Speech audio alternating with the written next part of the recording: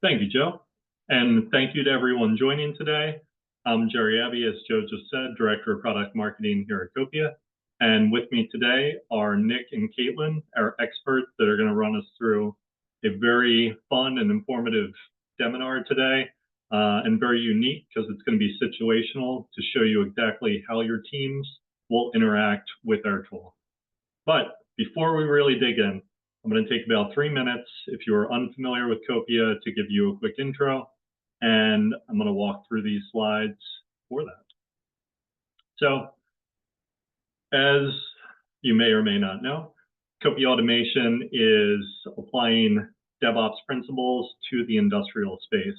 And what changes there is that in the industrial space, you're working with cyber physical systems. So when you make changes to industrial code, it has a direct impact in the physical world. And that is everything from safety to machine production to the life of those machines, how the code is making them operate. And you want it to be as efficient as possible while not taxing the machines to a crazy degree.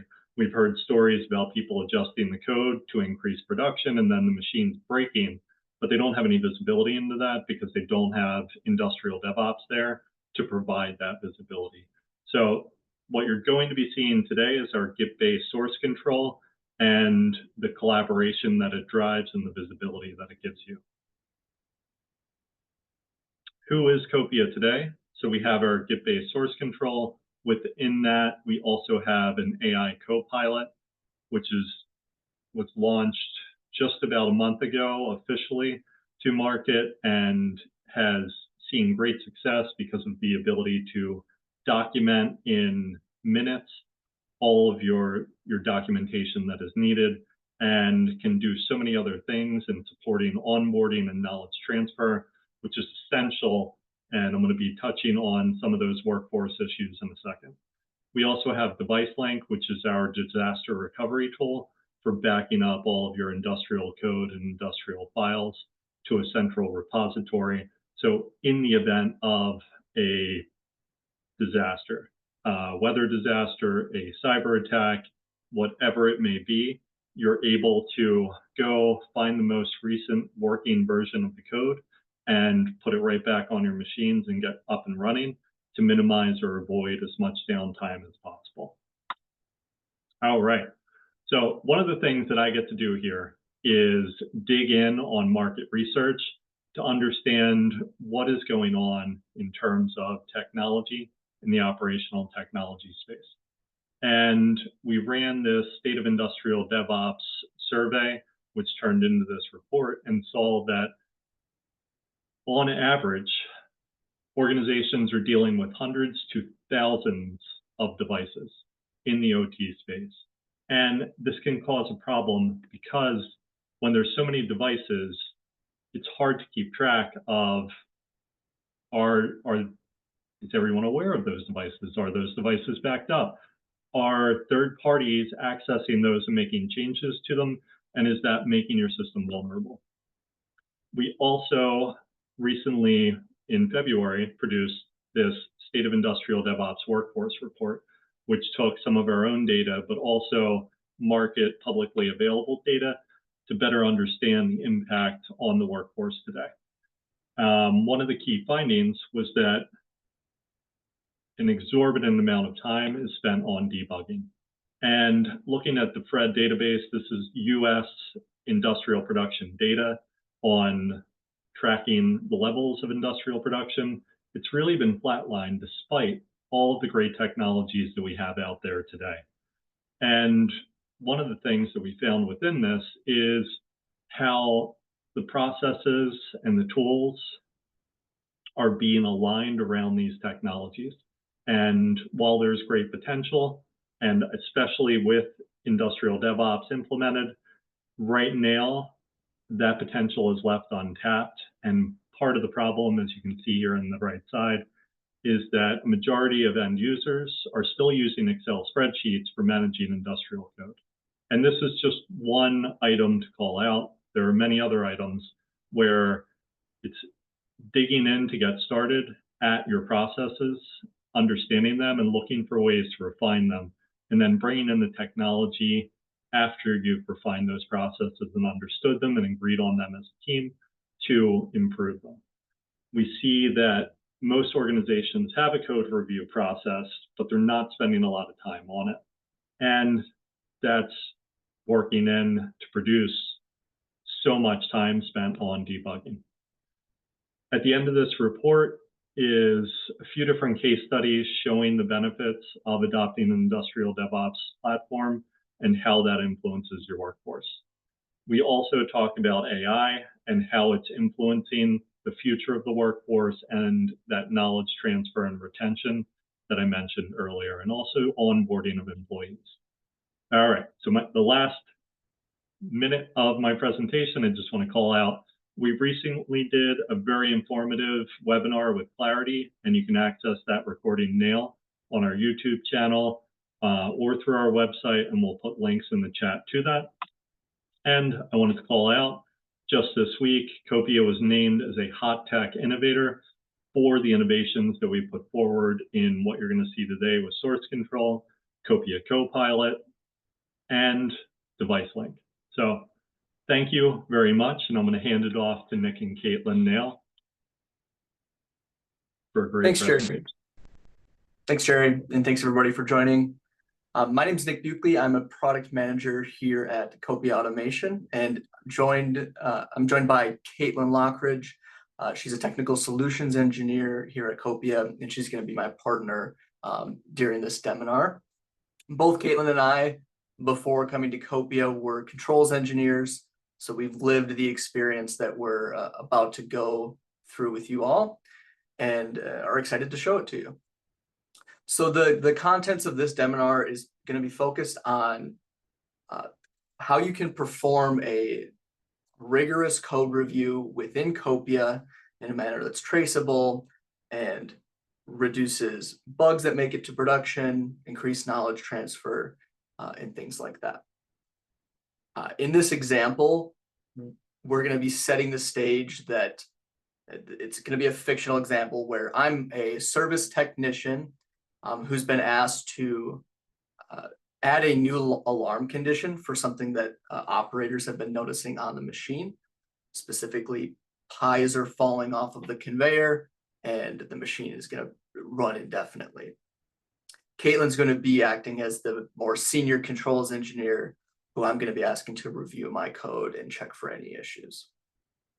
So first of all, talking about code review and the importance of it, speaking from experience, code review, at least prior to Copia, oftentimes, if it even happened at all, was done quite manually through things like printing of PDFs and redlining, leaving comments in the code itself, or just sitting down in a conference room with an engineer and going through code line by line, which is obviously not very efficient, not very fun to do. It doesn't lead to code review happening oftentimes in the first place. But code review is an important aspect. In the software industry, this is kind of the status quo. And the reason for that is benefits of code review are that you can share your knowledge between more junior folks and team members more easily, enable asynchronous work if you're not in the same room together, not able to meet your schedules, and probably most importantly, reduce the number of bugs that make it into your production. This is a practice that we see many of our customers using. While it's not required, it's certainly best practice and one that we would encourage. So with that, I'm going to share my screen here, go through a couple quick slides before we actually get into the product and do the demonstration. So the purpose of this seminar is not to go in depth on what Copia is and what our Git source control is, but I'll just spend a second talking about that. So Copia is built on Git, which is the status quo version control solution for software development by a wide mile. But we're specific to industrial code, specifically PLCs. So with Copia's version control, you can track your changes, visualize the changes in those PLC codes and those graphical languages, all within an easy to use interface. So just like I mentioned earlier, what we're going to cover here is within Copia, making changes, requesting feedback on those changes, and implementing those changes here. So with that, I'm going to go to my virtual machine here where I have this all prepped up. So like I said, we're imagining that I'm a service technician. I'm a little bit more junior, and I've been told to add an alarm condition for this scenario where pies are falling off the conveyor and they're getting the machine's getting stuck indefinitely. What I'm going to do right now is go implement that within the code, and I'm actually going to have a bug so that Caitlin can point it out. But first thing that I'd like to show is that I'm in the Copia desktop application, and I've started a branch to track this change. If you're unfamiliar with branches, they're essentially separate areas that you can make your changes to the code without affecting what's typically known as the main branch, which is most often associated with the production ready tested code. So until I get that feedback, I don't want to track my code in that main branch. So that's why I'm working in this Deminar conveyor bug fix branch right now. So what I'm going to do now is go into the project and add that simple alarm condition. This is not meant to be a programming tutorial, so it's going to be quite simple. So all that I want to do in this condition here is add a couple instructions. So first I want to say if the part is in transit by referencing that tag. And the sensor that I have at the out feed of the conveyor is not met. Pi at out feed. So I made my change here, which is what I, in this case, think is the correct answer. So I'm going to save this project. And then within Copia, I'm going to do the process of committing it, which is essentially making a snapshot of that code and putting it into Copia so that my colleagues, and in this case, Caitlin, can see it. So I'll leave a brief description of the changes that I've made by saying added contacts for new alarm condition. And as you can see here in Copia, we are rendering with these instructions highlighted in green here that they've been added to this specific rung of this routine. So I'll make that commit, and then I will push that up to the cloud. So at this point, I'm ready to have Caitlin review the code. So what I need to do next is open up what's known as a pull request. Oftentimes referred to as a merge request. It's basically me asking to merge my code changes that I've made in this branch to that main branch, which is again associated with the tested production ready code. So I'm going to walk through that process right now. So I'm creating this pull request right here. I could add more information about the specific changes that I've had right here, but I'll just leave it at this for right now. So now that I've made this pull request, we're going to be directed to a page that shows the specific changes that I've made. And you'll also notice that because I have a branch protection set up, I'm not able to merge this code as a junior technician until I've had at least one approval granted. I am an administrator in this organization, so I could override that. But for most of our users, they're just going to see the 0 of 1 approvals granted. So at this point, I want Caitlin to review this code. So all that I need to do here is click this Assign Reviewers button, find Caitlin, and click on this. Caitlin's going to get an in-app notification that I've requested this review, as well as an email. So at this point, I will hand it off to Caitlin to walk through the review portion. All right, let me go ahead and share my screen. And we'll take a look at that notification I got in email and in app, and then we'll go through that code review process. So we'll go ahead and see that. I did just receive that email from Nick requesting that I review this pull request. So we'll click over to that. Just to highlight here, I did also get the notification in app. And then the pull request is now loaded here with the changes that Nick made. So the step from here for me as the reviewer is going to be to go to this files for review page. And this is where I'll be able to leave the comments on the code to the changes that Nick made. So we'll see this looks similar to what we saw in the Copia desktop app, but here I do get the ability, if I hover over the rung, to leave a comment here. And it looks like there is a mistake here. So we do want that first contact to be normally open, not normally closed. So we'll just leave that note here that the first contact should be normally open. We'll go ahead and leave that as our comment in our review. And then once we are leaving that comment here, we'll be able to, we could go in and leave other comments if there'd been other changes on other parts of the project. So we're not limited to just the lateral logic changes within this code review process. But since that's all we needed to do here, we'll just leave that comment and we'll go ahead and submit our review. So we'll come up to the submit review button and we'll say, please see requested changes.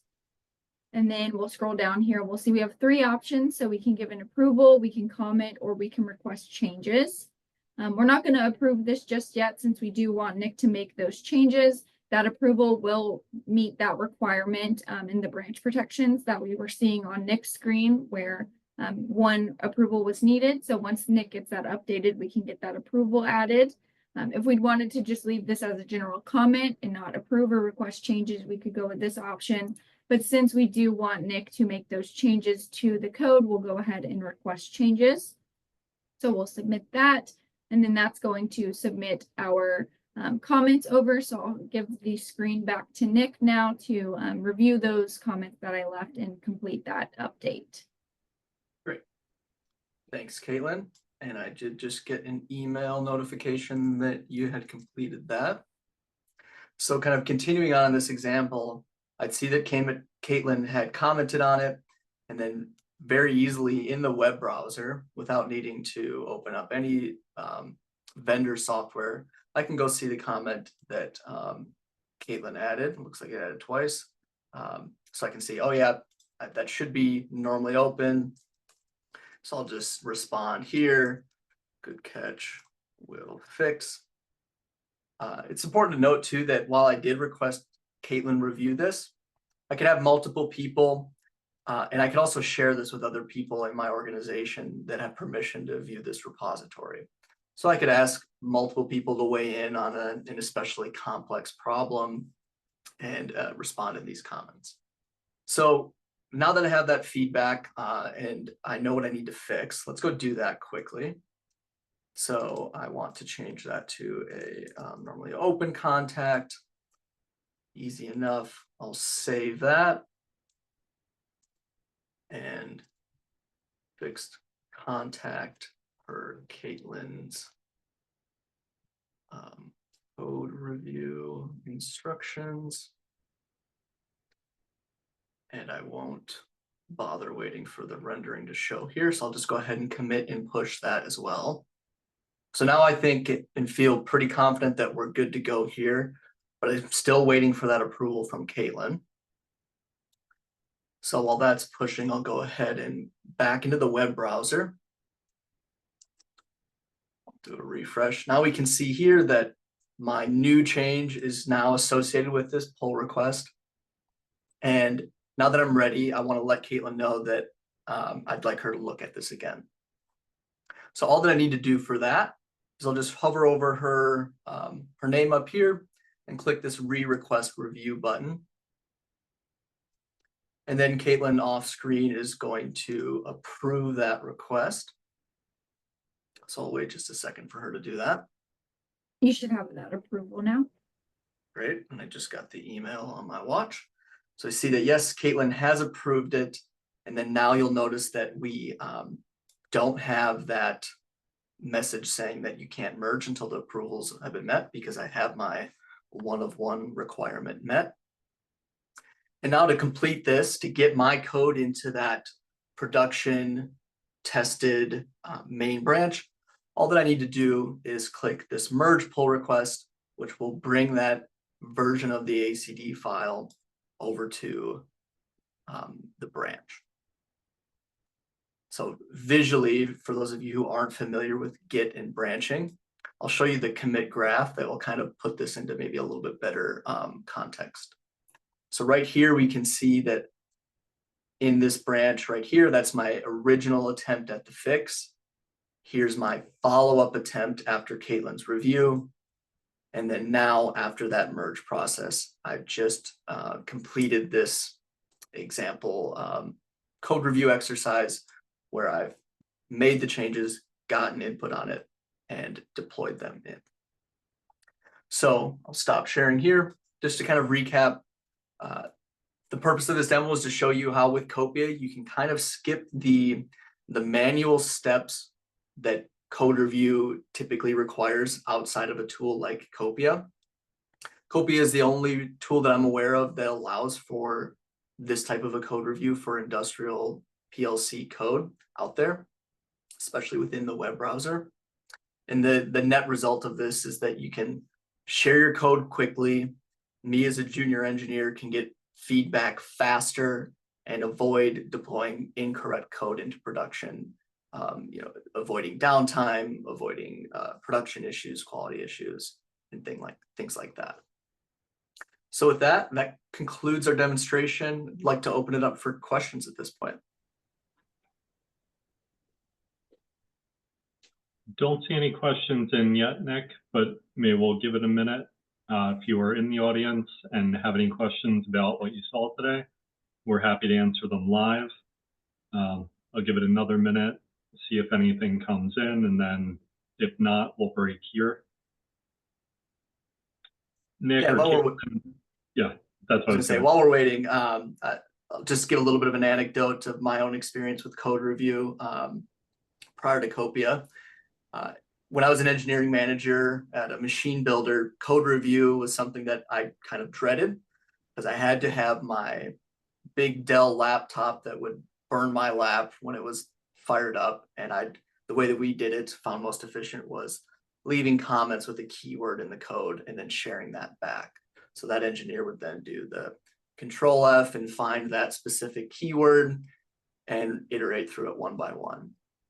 Once my team adopted Copia, this became something that I could just do on my iPad and leave comments in the browser, not need any of the vendor software, and facilitate sharing those feedback results much more easily and quickly. Sounds like a much more efficient use of technology and process, going back to the data I introduced in the beginning. All right, so no questions have come in. I think we can break it here, keeping aligned with our tight and informative presentations for these lunch and learns. So I want to say thank you to Nick and Caitlin for the great presentation today, and thank you to our audience for joining. If you're interested in seeing other lunch and learns, we put them all on YouTube. And if you visit our Copia Automation YouTube channel, you'll be able to see them there. So thank you again. Thanks, everybody.